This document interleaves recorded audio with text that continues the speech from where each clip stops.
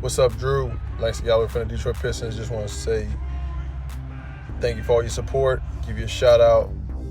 Detroit Drew. Check him out on YouTube. Peace. Yo, this is Rick Mahorn, the bad boy, giving a shout out to my man Drew, Detroit Drew. Make sure you tune in on his YouTube channel, Detroit Drew. Bad boy.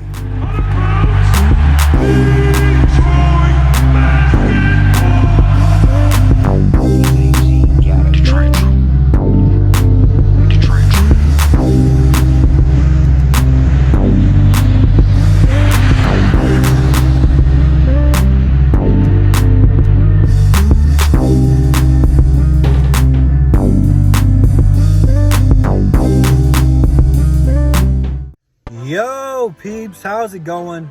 And we're back today with another video. Now, before we talk into this, a couple things, just a couple dates for you guys to mark your calendars. This Sunday, no, scratch that. This Saturday, yay, I finally got it right. This Saturday on my channel will be Above the Rim. This is going to be the last Above the Rim before the NBA draft. So we got some draft talks. J-Mo's taking on a subscriber. It's going to be the first free smoke Saturday showdown. So make sure you mark your calendars for that one. And then on the day of the draft, which is November 18th, we will also be live on my channel going live talking about the NBA draft, what's happening, trades that are happening, draft picks, steals, some guys that took some bad decisions, like all that and much more on my channel. So just stay tuned. But today we're back talking about Troy Weaver and really talking about the future of this team.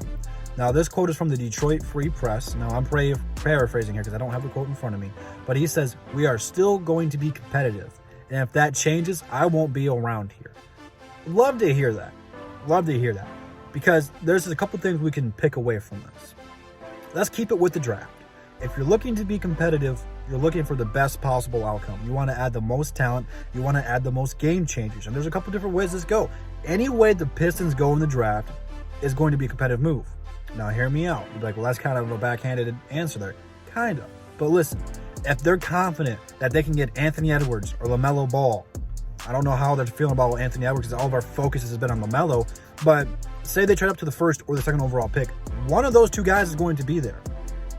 And odds are they'll take one of them. That's a game-changing move. That's a competitive move because you're getting the player for the next 10 years to be the face of your franchise, hopefully to lead you to the playoffs and eventually win an NBA title. That is competitive. If they stay put at 7, you're going to be in the ballpark for a Cole Anthony, Killian Hayes, somewhere around the lines, even an Obi Toppin could fall there. There's all kinds of what ifs that could happen here right now. But if you stay at 7, it means you're looking at the future to be competitive still in the future. Still get a decent pick, maybe not the face of the franchise you were looking for, but you save your draft picks, you save your capital, and you start to build within. You gotta develop this person at the 7th pick. They're not gonna be ready to go right away. They might spend some time in the G League, probably a lot of it. It will be on them to develop them. And if you trade down, you're gonna get some extra picks. A couple second rounders, which is something that Troy Weaver wants to do. A late first, multiple first round picks, depending on who you're trading with and what you get back in return. So then you add more talent. The more talent you add in the first, second round, the more likely you are to get a steal. A player that fell in the draft, but has a huge upside. Competitive, especially if they're going to be cheaper deals, you'll be happy with them. But I think they're looking at this mainly towards Blake Griffin and Derrick Rose. There's been a lot of trade rumors involving both their names this offseason. We've talked about almost every single one of them here on my channel. I don't think anything's going to happen with them, at least until the trade deadline. Because your best chance to be competitive and to make the playoffs with this roster we have right now is a healthy Blake Griffin and a healthy Derrick Rose. We really haven't seen too much of them play together yet. I don't even know how many minutes they played on the same court together. So that's very interesting. I kind of want to look into that and do my own little research on that. But if those two are healthy, you'll be a playoff contender. You're competing. I think another is bringing back Christian Wood. What to do with him? Is it worth to dump a lot of money into Christian Wood? Is it not? What's the best interest of being competitive? They're not going to rebuild and to burn it down and start over from scratch. I don't think. I think that if they do stuff like that, it'll be in little baby steps. First will be Derrick Rose, Blake Griffin, and then follow up with Suet. And it's not going to be happening like bam, bam, bam, bam. Oh, Derrick Rose is gone. Boom, Blake's gone. It's going to probably take a couple weeks in between. But they want to get the best deals possible. Troy wants to win. Okay? And rather if you're on the trade Blake and Derrick Rose train or not, you have to look at this team. Okay? We have a lot of young guys here. Okay? A lot of guys who just need some opportunity. And I think that when we talk about this young core, only people that outside of me really think about is Luke Kennard, Bruce Brown, Sekou, and probably Mihailuk. Because those are the only guys we had to look at. But you have to look at the G League and like Luke King and Jordan Bone. Like those are part of the young core. You just have to develop them. And if you develop them, bring them to the active roster, teams don't really have much to look at them. You're going to be competitive. I don't think Troy wants to be a tanking team. You know, towards the end of last year, we were tanking. We played really well for the first 3 quarters. Come fourth quarter, we just didn't care. We were trying to lose. We were trying to boost our draft stock. Troy wants to probably get rid of that. And I can't speak for him, but this is what it says. He doesn't want to be a losing franchise, and I admire that. It's so disheartening to watch a team tank. You know, it was so hard to watch those games last year when, you know, Dre was traded, Reggie got cut, Keith got cut, Derrick Rose was hurt, Luke Kennard was hurt, Blake was hurt. We just knew we weren't going to win. And it's so much harder to watch a team like that. You know, when you know what they're doing. It's not really fun. Now to get your leader, your GM to say, no, we want to be competitive. We want to win. Not saying we have enough talent to do so. Not by any shot.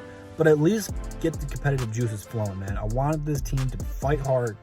I want this team to be the team that's the underdog when we go against the Milwaukees, the Lakers, the Clippers, the Nuggets, the Heat, to be the underdog and know we're the underdog, but don't back down. You know, I want us to have that bark. I want us to back it up. I want us to fight. I want us to scratch, claw, anything to do to win a game.